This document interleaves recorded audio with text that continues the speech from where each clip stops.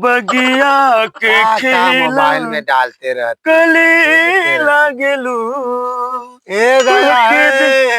कहो काका ए लेट होता हमके बैठा बैठा काका बैठा मत हमरा लेट होता बियाड़े खेत बनाओ के बा। अरे जिंदगी भर तक खेत बनाही बिगाड़े के भैया।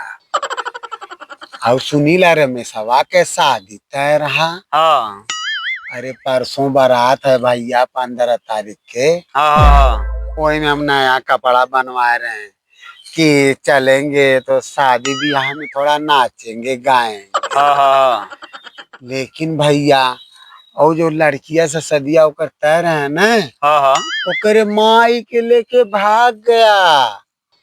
वो अपनी सासुओं के लेके भाग गए। हाँ मर्दे काका कितना घिनौना काम कैले बा। हाँ दुनिया समाज में थू थू करत हुई। अरे समाज के तक कमावे बात थू थू कर निक करबा तब बाउर आ खराब करबा तब बाउर हैं।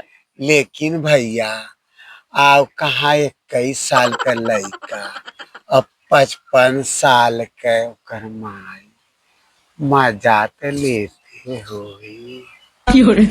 हाँ ए काका हाँ का मजा मजा कैले वाला मर्दे कावल बाबू जानत है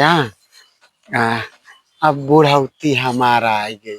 हाँ अब का नाम है ना कि फेसबुक पे न हाँ माल पट्टी है। बैठा बैठा बैठा मार दे बैठा बैठा तुम सुन ल बतिया तो जा तोरो फायदा वाली बात है।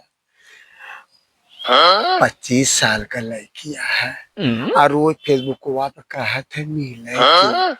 अब बतावा बुढ़ौती में तो हम भाग ना पाए भैया। हाँ हाँ तो सहारमा में थे ओला पोला का जाला होटल ओला पोला होटल आई मर्दे काका। हाँ वो यो होटल का हाँ उधार आगे तारा तो वो होटल में हमारा सेटिंग करा देता भा तो बड़ा बढ़िया रहा। क्या मेरे मोबाइल दे दे पक्का है मना। हाँ परसों बोला था मांगे तला ने।